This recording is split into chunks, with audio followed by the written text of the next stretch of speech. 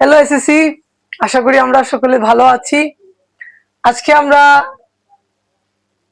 নবম দশম শ্রেণীর রসায়ন বই হতে পঞ্চম অধ্যায় রাসায়নিক বন্ধন নিয়ে কিছু জানার চেষ্টা করব।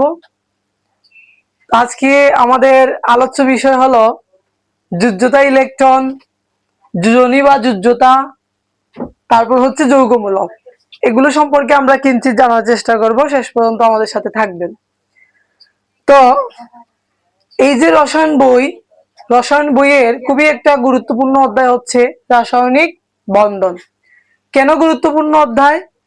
কারণ দেখবেন তো আমরা যখন পদার্থের গঠন অধ্যায় যে ছিল ওইখানে আমরা পড়েছি, ওই জায়গাতে কিন্তু রাদারফোর্ডের একটা সীমাবদ্ধতা ছিল যে ম্যাক্স প্লাংক তত্ত্ব অনুসারে ইলেকট্রন গুলা যখন নিউক্লিয়াসকে কেন্দ্র করে ঘুরতে ঘুরতে কোনো এক সময় নিউক্লিয়াসে পতিত হয়ে কি হয়ে যাবে, নিউক্লিয়াসে পতিত হয়ে ধনাত্মক এবং ঋণাত্মক আধানযুক্ত প্রোটন এবং নিউট্রনের সংঘর্ষ অনুসারে পরমাণু বিলুপ্ত হয়ে যাবে। কিন্তু বাস্তবে এটা দেখা যায় না বা বাস্তবে এটা হয় না। তার মানে এই ধারণা থেকে আমরা এটা বলতে পারি যে এইভাবে যখন পর্যায় সারণীতে 118টি মৌল রয়েছে এবং প্রত্যেকটাই যে বস্তু আমরা আমাদের পরিবেশে দেখতে পাই, প্রত্যেকটা বস্তুই এক একটা ভিন্ন ভিন্ন পরমাণু দিয়ে তৈরি অথবা একাধিক মৌলিক পদার্থ দিয়েও তৈরি। তো কথা হচ্ছে এই যে প্রত্যেকটি পরমাণুর মধ্যে ইলেকট্রন, প্রোটন, নিউট্রন এগুলা কিভাবে বিন্যস্ত আছে? অবশ্যই এগুলা খুবই সুন্দরভাবে সুবিন্যস্ত আছে। কিভাবে আছে সেটা কিন্তু আমরা ইলেকট্রন বিন্যাসেও দেখেছি। তো এই পরমাণুগুলা কিন্তু এলোমেলো ভাবে বা বিক্ষিপ্ত ভাবে কিন্তু ছড়িয়ে ছিটিয়ে নেই, তার মানে ওগুলা খুবই সুন্দরভাবে বিন্যস্ত আছে। এবং কথা হলো এই যে পরমাণুগুলা বা একাধিক মৌলিক পদার্থ দিয়ে কিংবা মৌল দিয়ে মৌলিক পদার্থ, এই যে পরমাণুগুলা বা পদার্থগুলা যে তৈরি হয় সেগুলা মূলত একটা আকর্ষণ বলের মাধ্যমে যুক্ত হয়ে তৈরি হয়ে থাকে। আর সেই আকর্ষণ বলটাই মূলত হচ্ছে রাসায়নিক বন্ধন। অর্থাৎ যখন কিনা না একাধিক পরমাণুগুলো যুক্ত হয়ে এইভাবে কোনো পদার্থ তৈরি হয়, তো যে বল দিয়ে মূলত তৈরি এখানে হয়ে থাকে সেটা হচ্ছে রাসায়নিক বন্ধন। তো এই রাসায়নিক বন্ধন যেহেতু আমরা রাসায়নিক বন্ধন নিয়ে আলোচনা করেছি, এখানে আমরা রাসায়নিক বন্ধন নিয়ে খুব সুন্দরভাবেই জানার চেষ্টা করব। তবে তার আগে কিভাবে এই রাসায়নিক বন্ধনটা সম্পূর্ণ হয় কিংবা এই রাসায়নিক বন্ধনের পেছনে মূল কারণ কি, সেই কারণটা আগে আমাদের বুঝতে হবে। ঠিক আছে? তো আমরা জানি যে পরমাণু হচ্ছে সাধারণত বিদ্যুৎ নিরপেক্ষ থাকে, কিন্তু যখন কিনা না পরমাণুটা একটি পরমাণু আরেকটি পরমাণুর সাথে যুক্ত হয় তখন কিন্তু একটা অন্য একটা পদার্থ তৈরি করে বা যৌগিক একটা পদার্থ তৈরি করে। এই যে যৌগিক পদার্থ তৈরি করে সেটা কিভাবে হয়? সেটা কিন্তু ইলেকট্রন আদান প্রদানের মাধ্যমে হয়। বুঝাইতে পারছি? তাহলে ইলেকট্রন আদান প্রদানের মাধ্যমে কি হয়? মৌলগুলা কিন্তু রাসায়নিকভাবে নিষ্ক্রিয়তাও লাভ করে। অর্থাৎ রাসায়নিকভাবে নিষ্ক্রিয়তা লাভের মাধ্যমেই তারা কি করে? নতুন নতুন পদার্থ তৈরি করে থাকে। আশা করি আমরা বুঝতে পারছি। তো এই যে পরমাণুর মধ্যে যে আকর্ষণ বল বা এই যে পরমাণুর মধ্যে আকর্ষণ বলের দ্বারা এইভাবে যে নতুন নতুন পদার্থ তৈরি হয় সেটাই মূলত হচ্ছে আমাদের রাসায়নিক বন্ধন। এই রাসায়নিক বন্ধন হচ্ছে কয় প্রকার? বইয়ে খুব সুন্দরভাবে বলা আছে 3 প্রকার। আমরা এই 3 প্রকার নিয়ে এখানে আলোচনা করব। তো আজকের আলোচনার টপিক হচ্ছে এই 3টি। মূলত আমরা আজকে এই 3টি নিয়ে বা আলোচনা করব এবং পরবর্তীতে আমরা সেগুলা নিয়ে জানবো। তো একটি হচ্ছে কি আয়নিক বন্ধন, আরেকটি হচ্ছে কি সমযোজী বন্ধন এবং আরেকটি হচ্ছে ধাতব বন্ধন। এই হচ্ছে 3টি রাসায়নিক বন্ধন। অর্থাৎ আমাদের প্রকৃতিতে যে মৌলগুলো আমরা দেখতে পাই বা যে যৌগগুলো আমরা দেখতে পাই, বিশেষ করে বা বিভিন্ন ধরনের পদার্থ যে দেখতে পাই, তাদের মধ্যে মূলত এগুলোরই বন্ধনের সমাহার আছে। ঠিক আছে? এবং এইভাবেই কিন্তু বন্ধনের দ্বারা যুক্ত হয়ে কিন্তু পরমাণুগুলো বন্ধনের মাধ্যমে যুক্ত হয়েই কিন্তু পদার্থগুলো তৈরি হয়, ভিন্ন ভিন্ন পদার্থগুলো তৈরি হয়। তো সবার আগে আমাদের আজকে এই জানতে হবে যে রাসায়নিক বন্ধনে বুঝতে হলে যেহেতু অণু পরমাণু শেয়ার হয়, ভাগাভাগি হয়, এগুলোর মাধ্যমে বন্ধন তৈরি হয়, তাহলে আমাদের বুঝতে হবে যোজ্যতা ইলেকট্রন সম্পর্কে। কেননা এই যোজ্যতা ইলেকট্রন বা এই যোজ্যতা স্তরেই কিন্তু মূলত ইলেকট্রনের আদান প্রদানটা হয়ে থাকে। তো আজকে আলোচ্য বিষয় প্রথম টপিক হচ্ছে আমাদের এই যোজ্যতা ইলেকট্রন। দেখুন, আমি আপনাদের সুবিধার্থে বা আমার সুবিধার্থে যাই বলি না কেন, আগে থেকে আমরা বোর্ডের মধ্যে লিখে নিয়েছি, সেটা আমরা একটু খেয়াল করে দেখি। যে এখানে বলা হয়েছে যে কোন মৌলের ইলেকট্রন বিন্যাসে সর্বশেষ কক্ষপথে যে ইলেকট্রন বা ইলেকট্রন সমূহ থাকে তার সংখ্যাকে যোজ্যতা ইলেকট্রন বলা হয়। সংজ্ঞাটা আমরা পড়ে নেব, কারণ সেটা এমসিকিউ এর জন্য, সেটা আমাদের জ্ঞানমূলক প্রশ্নের জন্য খুবই উপকারী হবে। এখন আমরা সেই সংজ্ঞাটা একটু বোঝার চেষ্টা করি। কোন মৌলের ইলেকট্রন বিন্যাস সর্বশেষ কক্ষপথে যে ইলেকট্রন সংখ্যা সেটাই হচ্ছে মূলত যোজ্যতা সংখ্যা। একদম ক্লিয়ার। অর্থাৎ আমরা যদি একটা উদাহরণ নিতে পারি, যেমন আমরা নেই সোডিয়াম হচ্ছে পর্যায় সারণীতে পর্যায়ক্রমিক মৌল হিসাবে আমরা বলতে পারি 11 নং, যেটা পারমাণবিক সংখ্যা। তার যদি আমরা ইলেকট্রন বিন্যাস করে দেখি 1s2 2s2 2p6 3s1, অর্থাৎ তার সর্বশেষ কক্ষপথ হচ্ছে তৃতীয় কক্ষপথ। সেইখানে s অরবিটালে একটি ইলেকট্রন রয়েছে, অর্থাৎ তার যোজ্যতা ইলেকট্রন হচ্ছে 1। বুঝা গেল? ঠিক তেমনি ভাবে যদি আমরা ক্লোরিন নিতে পারি, আমরা ক্লোরিন জানি পারমাণবিক সংখ্যা হচ্ছে 17, 1s2 2s2 2p6 3s2 and 3p5, অর্থাৎ সর্বশেষ কক্ষপথ হচ্ছে 3 এবং তৃতীয় কক্ষপথের p অরবিটালে 5টি ইলেকট্রন রয়েছে এবং s অরবিটালে 7টি ইলেকট্রন রয়েছে। অর্থাৎ তৃতীয় কক্ষপথে হচ্ছে তার ক্লোরিনের সর্বশেষ কক্ষপথ, এবং সর্বশেষ কক্ষপথে 5 আর 2 মোট 7, অর্থাৎ 7টি যোজ্যতা ইলেকট্রন রয়েছে। অর্থাৎ ক্লোরিনের আমরা যোজ্যতা ইলেকট্রন বলতে পারি 7। ঠিক আছে? ঠিক তেমনি ভাবে আমরা যদি আর অন্যান্য মৌলগুলো নেওয়ার চেষ্টা করি, যেমন ধরুন ফ্লুরিনের পারমাণবিক সংখ্যা হচ্ছে 9। ফ্লুরিনে আমরা ইলেকট্রন বিন্যাস করে দেখি 1s2 2s2 2p5, অর্থাৎ ফ্লুরিনেরও যেহেতু দ্বিতীয় কক্ষপথে ইলেকট্রন গিয়েছে এবং দ্বিতীয় কক্ষপথে 5 এবং 2 মোট 7টি, তারও যোজ্যতা ইলেকট্রন 7। ঠিক আছে? অর্থাৎ হ্যালোজেনধারী যে মৌলগুলো আছে ওগুলোর কিন্তু আপনি যোজ্যতা স্তরে 7টি ইলেকট্রন পাবেন। ঠিক আছে? আশা করি যোজ্যতা ইলেকট্রন আমরা বুঝতে পারছি। তো যোজ্যতা ইলেকট্রন বোঝা কেন দরকার আমাদের? আসলে যোজ্যতা ইলেকট্রনের মধ্যেই কিন্তু মূলত ইলেকট্রনটা ভাগাভাগি এবং আদান প্রদানটা কিন্তু হয়ে থাকে। ঠিক আছে? তো এই জন্য যোজ্যতা ইলেকট্রনটা আমাদের জানা দরকার। আমাদের বইয়ের মধ্যে খুবই সুন্দর চার্ট আছে, যেখানে মূলত পটাশিয়াম এবং অক্সিজেনের একটা ডায়াগ্রাম দিয়ে বোঝানো হয়েছে, এবং অপরদিকে একটা টেবিলও খুব সুন্দরভাবে দেওয়া হয়েছে, আপনারা ওগুলো দেখবেন। এই যে আমরা আলোচনা করলাম এগুলোই, অর্থাৎ এগুলো থেকে এগুলো কোনো কিছু ব্যতিক্রম নয়। এবার আমরা একটু জানার চেষ্টা করি যোজনী বা যোজ্যতা সম্পর্কে। যোজনী এবং যোজ্যতা, তারও সংজ্ঞা আমরা বোর্ডে লিখে নিয়েছি। আমরা একটু লক্ষ্য করি যে অণু গঠনকালে কোনো মৌলের একটি পরমাণু সাথে অপর একটি পরমাণুর যুক্ত হওয়ার ক্ষমতা যোজনী বা যোজ্যতা। ঠিক আছে? আশা করি আমরা বুঝতে পারছি। আমরা এর আগে আমরা একটু জেনেছি যে কোনো একটা মৌল যখন বন্ধন গঠন করবে, কেন গঠন করবে? রাসায়নিকভাবে নিষ্ক্রিয়তা লাভ করার জন্য গঠন করবে, এবং ভিন্ন নতুন ধর্ম পদার্থ তৈরি করার জন্য সে রাসায়নিক বন্ধন লাভ করবে। কেননা আমরা জানি প্রত্যেকেরই খিদে আছে। ঠিক আছে? আমাদের যেভাবে খিদে পেলে আমরা কিছু খাদ্য খেয়ে থাকি, তো পরমাণুগুলোরও খিদের আছে। তাদের খিদেটা হচ্ছে কি? তাদের খিদেটা হচ্ছে তারা রাসায়নিকভাবে নিষ্ক্রিয়তা লাভ করা। অর্থাৎ তাদের যে সর্বশেষ শক্তি স্তরে ওরা যদি অষ্টক বিন্যাস লাভ করতে পারে বা 8টা ইলেকট্রন যদি রাখতে পারে, তারা কিন্তু সেটা রাসায়নিকভাবে নিষ্ক্রিয়তা লাভ হয়। তো এই রাসায়নিক নিষ্ক্রিয়তা লাভের জন্যই কিন্তু মূলত তারা রাসায়নিক বন্ধন গঠন করে থাকে।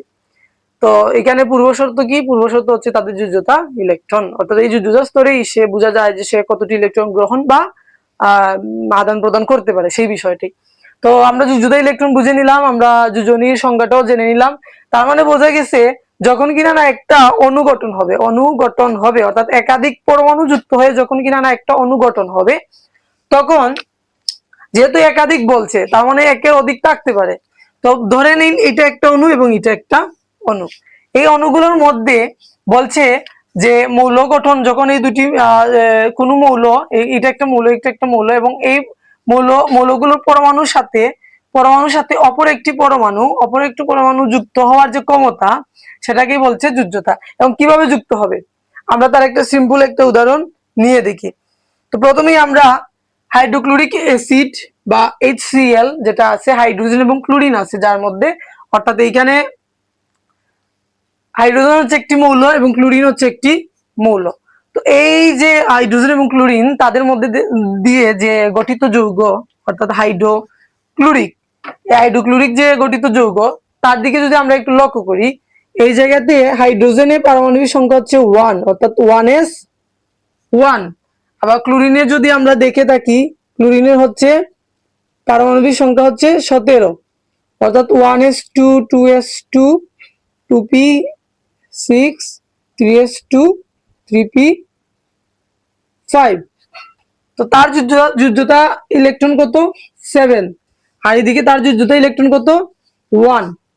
ঠিক আছে, তো এই যে হাইড্রোজেন এবং এই যে ক্লোরিন, এই হাইড্রোজেন ক্লোরিনের সাথে যুক্ত হয়েছে একটি মাত্র যোজ্যতা স্তরের একটি মাত্র ইলেকট্রন নিয়ে। আবার এইদিকে ক্লোরিনটা হাইড্রোজেনের সাথে যুক্ত হয়েছে তার যোজ্যতা স্তরের 7টি ইলেকট্রন নিয়ে। আমরা যোজ্যতা স্তর, যে যোজ্যতা স্তর অর্থাৎ সর্বশেষ যে শক্তি স্তর, পরমাণু সর্বশেষ শক্তি স্তর যে স্তরে ইলেকট্রন গিয়েছে সেটাকে তার যোজ্যতা শক্তি স্তর বলছে। তাহলে সর্বশেষ শক্তি স্তরের যে যোজ্যতা ইলেকট্রন সেটা নিয়েই কিন্তু এই একটা মৌল গঠন, একটা মৌল বা একাধিক মৌল যৌগ গঠন করে। এই জায়গাতে ক্লোরিন তার যোজ্যতা স্তরের 7টি ইলেকট্রন এবং এই দিক দিয়ে হাইড্রোজেন তার যোজ্যতা স্তরে 1টি ইলেকট্রন, এগুলো নিয়ে কিন্তু তারা কি করেছে যৌগ গঠন করেছে। তো এই জায়গাতে আমরা বলতে পারি যে এই জায়গাতে দেখি আমরা যে ক্লোরিন আছে, ক্লোরিনের যদি আমরা অষ্টক চিন্তাধারা করি, আমরা অষ্টক সম্পর্কেও সেটা বিস্তারিত জানবোই এই অধ্যায়ের মধ্যেই। তো তার আগে বলি যে আমরা রাসায়নিকভাবে নিষ্ক্রিয় হওয়ার জন্য প্রত্যেকটা মৌলই তার সর্বশেষ শক্তি স্তরে 8টি ইলেকট্রন রাখার যে প্রবণতা থাকে, সেই প্রবণতা থেকে যদি আমরা বলতে চাই যে এই জায়গাতে ক্লোরিন তার সর্বশেষ শক্তি স্তরে 7টি বা যোজ্যতা স্তরে 7টি ইলেকট্রন রয়েছে, তো সে রাসায়নিকভাবে নিষ্ক্রিয় হওয়ার জন্য সে চাইবে কি একটি ইলেকট্রন গ্রহণ করে অষ্টক সম্প্রসারণ হোক। এবং এদিক দিয়ে হাইড্রোজেনের যেহেতু একটি কক্ষপথ এবং 1 নম্বর কক্ষপথে মাত্র 2টি ইলেকট্রন যেতে পারে, তো এই প্রথম কক্ষপথে আছে একটি ইলেকট্রন, তো সেও চাইবে যে রাসায়নিকভাবে সে কি হোক এই যে নিষ্ক্রিয়তা লাভ করুক। তার মানে এই জায়গাতে আমরা বলতে পারি একটি এই যে যোজ্যতা ইলেকট্রন একটি মৌল আর একটি মৌলের সাথে যুক্ত হওয়ার যে ক্ষমতা, এই ক্ষমতাই হচ্ছে তার যোজনী বা যোজ্যতা। অর্থাৎ এই জায়গাতে হাইড্রোজেনের যোজ্যতা বা যোজনী হচ্ছে 1। আশা করি আমরা বুঝতে পারছি। তো ঠিক তেমনি ভাবে আরেকটা উদাহরণ আছে আমাদের বইয়ের মধ্যে, সেটা হচ্ছে পানির উদাহরণ H2O, যেখানে কিনা দুটি হাইড্রোজেনের সাথে একটি অক্সিজেন যুক্ত হয়ে পানি তৈরি করেছে। তো এই পানি আমরা জানি অনেকে এটা হচ্ছে H2O, কেউ যদি আমাদেরকে বলে যে পানির রাসায়নিক নাম কি, অনেকেই আমরা হয়তো বলতে পারি যে H2O। আসলে ওইটা হচ্ছে পানির সংকেত, ঠিক আছে, রাসায়নিক সংকেতটা আমরা বলছি, যেখানে হাইড্রোজেন 2টা এবং অক্সিজেন 1টা, কিন্তু পানির রাসায়নিক সংকেত হচ্ছে কি ডাইহাইড্রো মনোক্সাইড, অর্থাৎ 2টি হাইড্রোজেন এবং একটি অক্সিজেন আছে। ঠিক আছে, এটা হচ্ছে তার রাসায়নিক নাম। তো যাই হোক, এই যে অক্সিজেন এখানে দেখতে পাচ্ছি যে হাইড্রোজেন 2টির সাথে যুক্ত হচ্ছে। তো অক্সিজেন হচ্ছে কি পর্যায় সারণীতে 8 নং যে পারমাণবিক সংখ্যা 8, এবং 8 হলে আমরা যদি একটা ইলেকট্রন বিন্যাস করে দেখি 1s2 2s2 2p4, তাহলে তার অষ্টকের জন্য সম্প্রসারণের জন্য তার 2টি ইলেকট্রন দরকার। তার মানে আমরা বলতে পারি 2টি ইলেকট্রন দরকার তার। এই জন্য এই যে এখানে যেহেতু হাইড্রোজেন অক্সিজেনের সাথে যুক্ত রয়েছে, হাইড্রোজেনের যে অণু সংখ্যাটা সেটাই হবে কিন্তু ওই অক্সিজেনের যোজনী। ঠিক আছে, অর্থাৎ এখানে আমরা বলতে পারি যে অক্সিজেনের এখানে আমরা বলতে পারি যে অক্সিজেনের যোজনী হচ্ছে 2। ঠিক তেমনি ভাবে আমরা যদি সোডিয়াম ক্লোরাইড, অর্থাৎ আমরা যদি আমাদের দৈনন্দিন জীবনের সবচেয়ে বহুল ব্যবহৃত এবং সবচেয়ে যে উদাহরণটা আমরা ইজিলি ভাবে নিতে পারি সেটা হচ্ছে সোডিয়াম ক্লোরাইড। তো এই সোডিয়াম ক্লোরাইডের দিকে যদি আমরা তাকাই, এখানে সোডিয়াম একটি ইলেকট্রন কি করে, একটি ইলেকট্রন দেখি 11, আমরা যদি ইলেকট্রন বিন্যাস করে নিই 1s2 2s2 2p6 3s1। আবার ক্লোরিনের এই যে ক্লোরিনে করা আছে, তো এই যে দেখি আমরা ক্লোরিনটা যুক্ত হয়েছে সোডিয়ামের সাথে একটি সর্বশেষ শক্তি স্তরের একটি ইলেকট্রন নিয়ে, অর্থাৎ এখানে ক্লোরিন সোডিয়ামের থেকে তার এই যে যোজনী হচ্ছে 1, অর্থাৎ সে একটি ইলেকট্রন ত্যাগের মাধ্যমে ক্লোরিনের সাথে কি করতেছে যৌগ গঠন করতে পেরেছে। অর্থাৎ এই জায়গাতে আমরা বলতে পারি ক্লোরিনের যোজনী 1 এবং সোডিয়ামেরও যোজনী 1। ঠিক আছে, আশা করি এটা বুঝতে পারছি। আবার আমরা যদি দেখি ক্যালসিয়াম অক্সাইড, ক্যালসিয়াম অক্সাইডে যদি একটু তাকাই, আমরা আগেই জানছি যে অষ্টকের জন্য অক্সিজেনের কিন্তু দুটি ইলেকট্রন প্রয়োজন হয়। তো এই জায়গাতে তার মানে ক্যালসিয়াম কি করবে, দুটি ইলেকট্রন অক্সিজেনকে দিবে, দিয়ে কিন্তু সে যৌগ গঠন করবে। কারণ শুরুতেই আমরা বলছি যে রাসায়নিক বন্ধন কিন্তু এমনি এমনি হয় না, কোনো কিছু কিন্তু এমনি এমনি হয় না। রাসায়নিক বন্ধনও যখন গঠন হবে সেক্ষেত্রেও কিন্তু আপনাকে বিনিময় করতে হবে। তো বিনিময়টা কি? বিনিময় হচ্ছে এই যে মৌলগুলো আছে তাদের মধ্যে ইলেকট্রনের বিনিময়, ঠিক আছে। তো এই জায়গাতে কিন্তু সোডিয়াম একটি ইলেকট্রন দিল ক্লোরিনকে, ক্লোরিনও রাসায়নিকভাবে নিষ্ক্রিয় হলো, সোডিয়ামও রাসায়নিকভাবে নিষ্ক্রিয় হলো, অর্থাৎ তাদের মধ্যে ইলেকট্রন দেওয়া নেওয়ার মাধ্যমে কি হলো, রাসায়নিক বন্ধন গঠন হলো। ঠিক তেমনি ভাবে ক্যালসিয়ামের মধ্যে কি হলো, ক্যালসিয়াম ইলেকট্রন, দুটি ইলেকট্রন অক্সিজেনকে দিবে, দিয়ে ক্যালসিয়াম অক্সাইড তৈরি করবে। তো আমাদের বইয়ের মধ্যে খুবই সুন্দরভাবে বলা আছে ক্যালসিয়ামের যোজনী 2। কেন 2? কারণ দুটি ইলেকট্রন সে দিয়েছিল অক্সিজেনকে, দিয়ে তারা ক্যালসিয়াম অক্সাইড তৈরি করেছে। এই জন্য লেখা আছে না যে কতটি ইলেকট্রন মানে মৌলের পরমাণুর সাথে যুক্ত হওয়ার যে ক্ষমতা, এই ক্ষমতাটাই হচ্ছে মূলত তার যোজনী যোজ্যতা। তার মানে এই জায়গাতে ক্যালসিয়াম যখন দুইটি ইলেকট্রন অক্সিজেনকে দিল, তার মানে ক্যালসিয়ামের যোজনী এই জায়গাতে 2। আশা করি আমরা এতটুকু বুঝতে পারেছি। তো এইরকম ভাবে আমরা প্রত্যেকটা যৌগ যখন আমরা দেখব, ভিন্ন ভিন্ন যখন আমাদের সামনে যখন এই যৌগগুলো আসবে, আমরা চেষ্টা করবো এভাবে ভেঙে ভেঙে ইলেকট্রন বিন্যাসের ধারা ভেঙে ভেঙে দেখার চেষ্টা করব যে তাদের মধ্যে যোজনী কত বা কি, এইগুলো আমরা দেখার চেষ্টা করব। এবার এইখান থেকে আরেকটি বিষয় আমাদের জানা প্রয়োজন, সেটা হচ্ছে একাধিক যে যোজনী অনেকগুলো মৌলের পাওয়া যায় সেগুলো বিষয় সম্পর্কে। তো আসলে যে ডি ব্লক মৌলগুলো আছে ওগুলোর মধ্যে মূলত এটা দেখা যায় অনেক সময়। যেমন আমরা উদাহরণস্বরূপ যদি একটি মৌল নেই, সেটা হচ্ছে গিয়া আয়রন, ঠিক আছে। আয়রনের মধ্যে কিন্তু পরিবর্তনশীল যোজনীটা দেখা যায়। পরিবর্তন যোজনীটা মূলত কি? পরিবর্তন যোজনীটা হচ্ছে মূলত তার সর্বোচ্চ যোজনী এবং সে যখন অন্য মৌলের সাথে যুক্ত হয় বা সক্রিয় যে যোজনী আছে তার মধ্যে পার্থক্যটুকু, ঠিক আছে। তো এই যে ফেরিক আছে বা আয়রনটা আছে, এই আয়রনের মধ্যে কিন্তু আমরা দেখতে পারি তার যোজনী হচ্ছে 3, তার যোজনী হচ্ছে 3, ঠিক আছে। তো যখন কিনা না সে কোনো মৌলের সাথে, ধরুন আমি এখানে লিখলাম ফেরাস ক্লোরাইড, আবার এই জায়গাতে লিখলাম ফেরিক ক্লোরাইড, ঠিক আছে। এই দুটি আমরা যৌগ যখন লিখলাম, এই জায়গাতে দেখা গেছে যে ফেরিকের যোজনী 3, এই জায়গাতে দেখা গেছে ফেরিকের যোজনী 2। এই যে পার্থক্যটুকু, অর্থাৎ এই জায়গাতে ফেরিক দুটি ইলেকট্রন ক্লোরিনকে দিয়ে মানে যৌগ গঠন করেছে, তার মানে এখানে ফেরিকের যোজনী 2, আবার এখানে ক্লোরিনের যোজনী 3। তাহলে যে ফেরিক আছে, ফেরিকের যোজনী হচ্ছে কিন্তু আমরা যদি দেখি 3, সর্বোচ্চ যোজনী হচ্ছে 3, কিন্তু এই জায়গাতে সে দুটি দিয়েছে, তাহলে 3 থেকে 2, অর্থাৎ এখানে সক্রিয় যোজনী হচ্ছে 2। তাহলে 3 থেকে 2 গেলে কি কত হয়? গেলে কত হয়? 1। অর্থাৎ এই জায়গাতে এই যে 1 আছে সেটাকে আমরা তার সুপ্ত যোজনী বলবো। কার সুপ্ত যোজনী? ফেরিকের সুপ্ত যোজনী বলবো। কেন সুপ্ত? কারণ সেটা কিন্তু কাজে লাগে নাই, ঠিক আছে। ঠিক তেমনি ভাবে এটা যদি কি আমরা ফেরিক ক্লোরাইডে, সেখানে তার সক্রিয় যোজনী হচ্ছে গিয়ে 3 এবং তার সর্বোচ্চ যোজনী হচ্ছে 3, তাহলে 3 থেকে 3 গেলে হয় 0, অর্থাৎ এই জায়গাতে তার সুপ্ত যোজনী হচ্ছে 0। বুঝতে পারছি? তো এইভাবে কিন্তু আমরা এগুলো মনে রাখতে পারি, ঠিক আছে। আশা করি এগুলো আমরা বুঝতে পেরেছি। এবং আমাদের বইয়ের মধ্যে খুব সুন্দরভাবে দেখবেন তো যোজনী এবং যোজনী দ্বারা যে যৌগ গঠিত হয়েছে সে যৌগের কিন্তু উদাহরণ দিয়েছে। এগুলো কিন্তু ভালোভাবে পড়বেন, কেননা ওগুলো থেকে কিন্তু অনেক ধরনের এমসিকিউ প্রশ্ন আসে, ঠিক আছে। আমাদের কনসেপ্ট ক্লিয়ারের জন্য হয়তো আমরা ইউটিউবে অনেক ক্লাস দেখে থাকবো, ইউটিউবে আমাদের ক্লাস দেখে আমাদের ধারণা নিতে পারবো, কিন্তু দিন শেষে কিন্তু আমাদের যে নিজস্ব যে পড়ালেখাটা আছে, অর্থাৎ পড়ালেখার বিকল্প কিন্তু পড়ালেখাই। আপনি পড়ালেখা বিকল্প অন্য কিছু নিতে পারবেন না, আপনাকে পড়তে হবে। যত বেশি আপনি পড়বেন তত বেশি এগুলো নিয়ে আপনার চর্চা থাকবে, তত বেশি আপনি বুঝতে পারবেন, ঠিক আছে। তো এই যে টেবিল গুলো আছে সেগুলো কিন্তু আপনারা স্কিপ করবেন না। যে অনেক সময় কি দেখা যায় যে আমাদের যে পড়া যেগুলো দেওয়া থাকে আমরা শুধু ওগুলাই পড়ালেখা করি, কিন্তু টেবিলটা অনেক সময় স্কিপ করি, কিন্তু টেবিল গুলো আমাদেরকে ভালোভাবে পড়তে হবে। এখানে কিন্তু অনেক সুন্দরভাবে যে সুপ্ত যোজনীর যে আরো উদাহরণ, যেমন লেড, ঠিক আছে, লেড আছে, নাইট্রোজেন আছে, ওই পরিবর্তনশীল যে যোজনী বিষয়গুলা ওগুলা কিন্তু খুব সুন্দরভাবে আপনাদের বইয়ে কিন্তু দেওয়া আছে, ঠিক আছে। ওগুলো আপনারা পড়বেন। এবার আমরা একটু দেখি যে যৌগমূলক সম্পর্কে। যৌগমূলক কি মূলত? তো যৌগমূলক হচ্ছে একটা একটা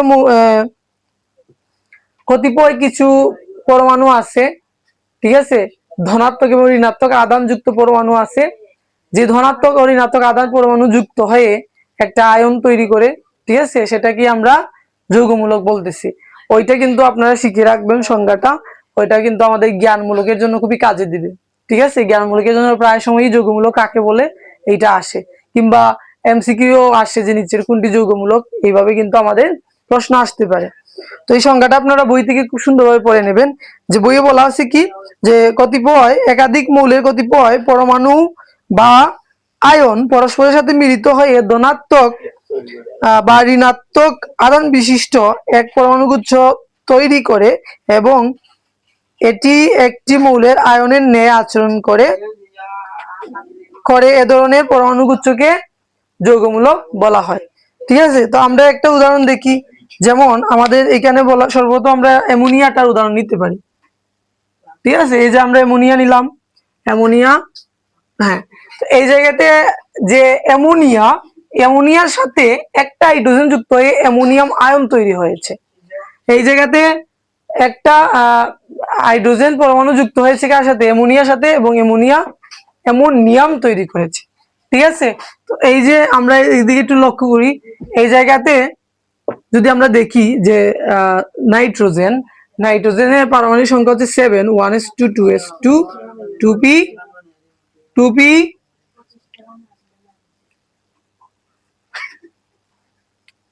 2p3, ঠিক আছে।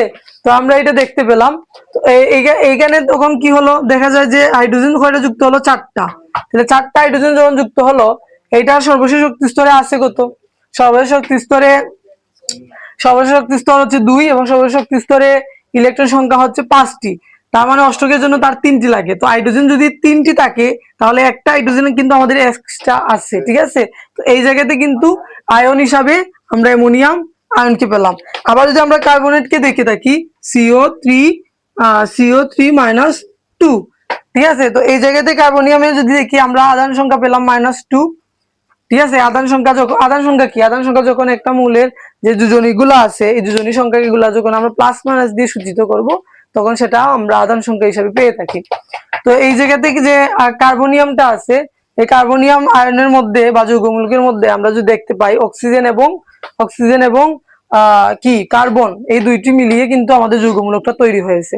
তো সংজ্ঞাতে কিন্তু আমাদের আছে যে পরমাণুগুলো কি হবে? পরমাণুগুলো ধনাত্মক এবং ঋণাত্মক আধান হবে। তো এই যে পরমাণু আছে, এখানে আমাদের কি যে কোনো একটি পরমাণু পাবো আমরা ধনাত্মক, এবং অন্যটি পাবো আমরা ঋণাত্মক। তো এই জায়গাতে অক্সিজেন পরমাণু আছে 3টি, ঠিক আছে। তো তিন অক্সিজেন পরমাণু যদি হয়ে থাকে, তার মানে একটা অক্সিজেন পরমাণুর জন্য ইলেকট্রন প্রয়োজন হয় 2টি, 3টির জন্য হবে 3 দুগুণে 6টি। তো কার্বনের যদি আমরা দেখি যে তার যে যুদ্ধ স্তরে যে ইলেকট্রন 4টি করতে পারে, ইলেকট্রন শেয়ারের মাধ্যমে অক্সিজেনের সাথে যুক্ত হতে পারে। তো তার 4টি হলে আমার অক্সিজেন হচ্ছে 6টি, এই জন্য তার -2টা আমরা পেলাম। এইভাবে কিন্তু আমাদের যে হাইড্রোজেন কার্বনেট, তারপর হচ্ছে সালফেট, তারপর হচ্ছে হাইড্রোজেন সালফাইড, এইরকম ভাবে পর্যায়ক্রমে আমাদের যে টেবিলে যে যৌগমূলক গুলো দেওয়া আছে, এগুলা কিন্তু আমরা এইভাবে পেতে পারি। বুঝা গেল? তো এই যৌগমূলক গুলো আমরা শিখে রাখবো, কারণ এই যৌগমূলক যখন কিনা না অন্য কোনো পরমাণুর সাথে যুক্ত হয়ে কিন্তু তখন নতুন কোনো যৌগ গঠন করবে, ঠিক আছে। যেমন সোডিয়ামের সাথে কার্বনেট যুক্ত হয়ে সোডিয়াম কার্বনেট তৈরি করতে পারে, ঠিক আছে। তো এই যৌগমূলক যদি নাম মনে রাখতে পারি, তাহলে ওগুলোর সাথে যুক্ত পরমাণুগুলার নাম আমরা রেখে আমরা নামকরণ বা এগুলোর নাম আমরা বলতে পারি। বুঝাতে পেরেছি? আশা করি আপনারা বুঝতে পেরেছেন, এবং না বুঝতে পারলে অবশ্যই আমাদেরকে বলবেন, কমেন্ট করবেন। আজকে ক্লাস আমাদের এতটুকুই। পরবর্তীতে আমরা অবশ্যই বাকি যে কনসেপ্ট গুলো আছে সেগুলো নিয়ে আমরা জানার চেষ্টা করব। এতক্ষণ সাথে থাকার জন্য ধন্যবাদ।